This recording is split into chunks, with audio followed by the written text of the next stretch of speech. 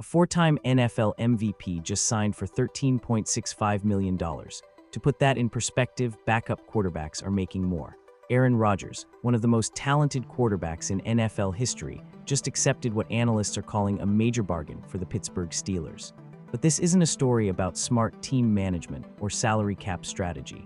This is about what happens when extraordinary talent collides with extraordinary toxicity, and how a Hall of Fame career can become so radioactive that greatness itself gets discounted. Today, we're examining the human cost of Aaron Rodgers' fall from grace, and what it reveals about how professional reputation can matter more than pure ability.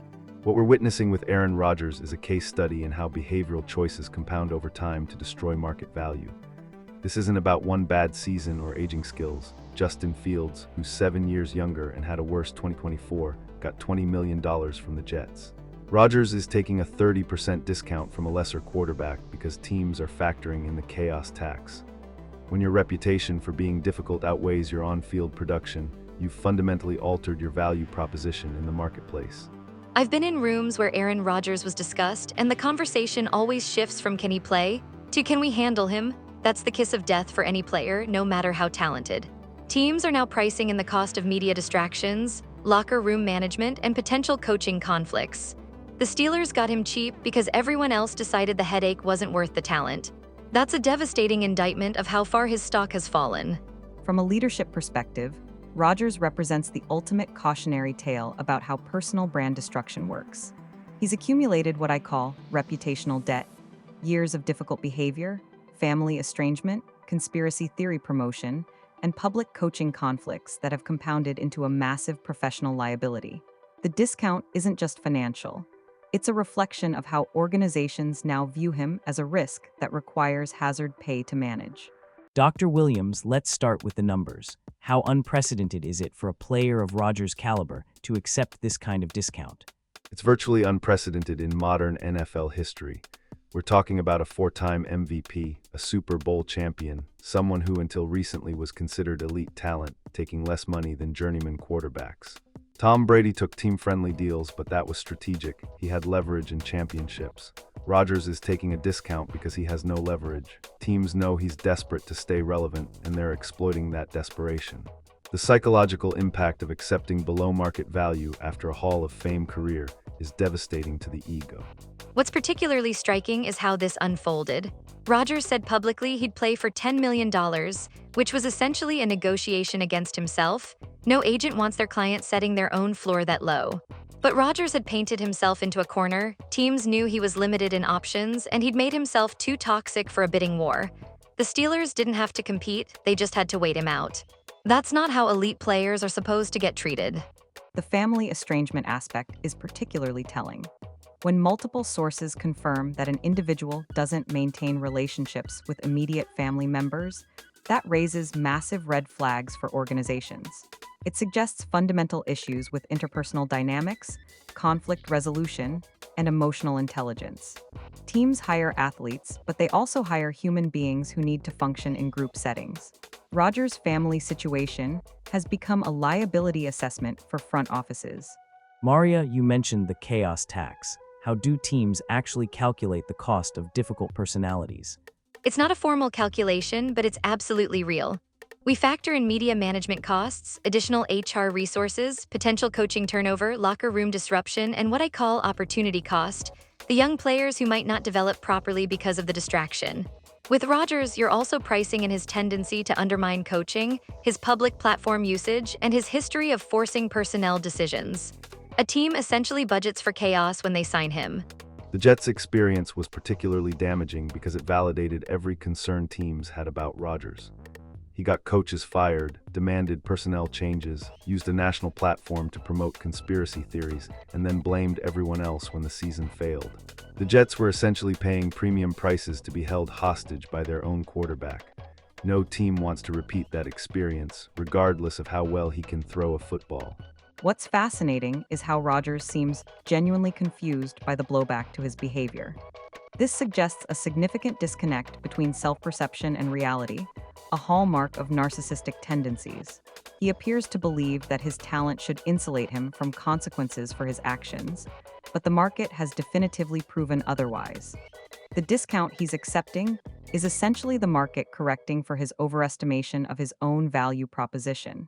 Dr. Chen, let's talk about the broader implications. What does this say about how professional reputation affects career value? Rodgers' situation perfectly illustrates that in today's interconnected world, behavioral reputation can become more important than technical competence. Every comment, every conflict, every conspiracy theory he's promoted has been documented and analyzed. Organizations now have extensive data on how difficult personalities affect team chemistry, productivity, and culture. The cost-benefit analysis increasingly favors character over pure talent, especially for aging players. The psychological impact on Rodgers himself is worth considering. For someone who's spent his entire adult life being told he's exceptional, accepting a discount deal is a profound form of ego death. He's essentially admitting that his reputation has become toxic enough to affect his market value. That's a crushing realization for someone with his level of self-regard.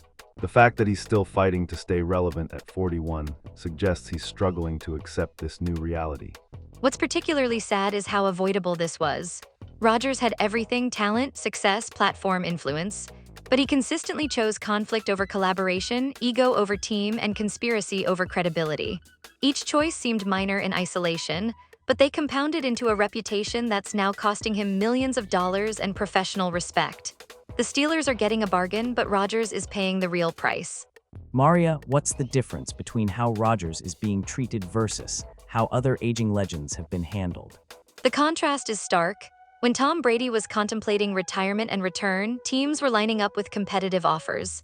When Peyton Manning was clearly declining, he still commanded respect and premium treatment. The difference is that those players enhanced organizational culture rather than threatened it. Rodgers is being treated like a reclamation project rather than a legend, and that's entirely due to his behavioral choices rather than his physical decline. What we're seeing is the market's brutal efficiency in pricing character risk. Organizations have become sophisticated about measuring cultural impact, and Rodgers represents negative value in most team chemistry equations. The discount reflects not just his age or recent performance, but the premium teams require to manage someone who's proven to be organizationally disruptive. It's business, but it's also a devastating personal judgment. The saddest part is that Rodgers seems to be doubling down rather than reflecting. True leadership would involve acknowledging how his choices contributed to this situation and demonstrating changed behavior. Instead, he continues to position himself as a victim of circumstances rather than the architect of his own professional downfall. That suggests this discount may not be temporary. It could be the new normal for his career value. Looking ahead, what are the implications for other players watching this unfold? This sends a clear message to current players. Talent alone is not enough to sustain elite treatment throughout a career. Character, professionalism, and cultural contribution matter enormously in determining long-term value. Players who think they can rely solely on physical ability while behaving poorly are watching a four-time MVP take a discount deal. That's a powerful lesson about the consequences of prioritizing ego over team success. Young players especially need to understand that every interaction, every comment, every conflict gets remembered and factored into future decisions. Rodgers built a reputation over years that's now costing him millions of dollars. In an era of social media and constant scrutiny, character development isn't just about being a good person. It's about protecting your earning potential and career longevity. The broader lesson extends beyond sports. In any high-performance environment, technical excellence must be balanced with interpersonal effectiveness. Organizations increasingly recognize that brilliant jerks can be more costly than beneficial. Rodgers' discount deal is a case study in how behavioral choices can undermine even extraordinary talent.